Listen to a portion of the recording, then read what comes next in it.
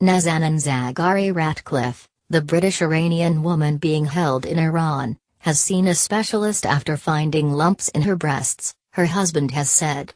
Richard Ratcliffe also expressed concern that his wife appeared to be on the verge of a nervous breakdown. She was arrested during a visit to Iran in April 2016, accused of trying to overthrow the regime, which she denies. Cabinet Ministers Boris Johnson and Michael Gove have been accused of bungling the UK's handling of the case.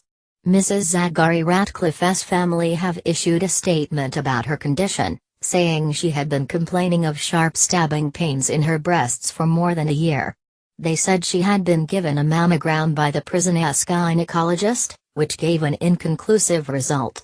She was given pain relief medication and vitamin pills and was to be seen by the specialist again next week, the family said. The full details of the allegations against Mrs. Zaghari-Ratcliffe have never been made fully public. She maintains the purpose of her trip to Iran was to visit family. Her husband, Richard Ratcliffe, spoke to Foreign Secretary Mr. Johnson on the phone earlier. Afterwards he said the minister was trying to find time to meet him in the next few days.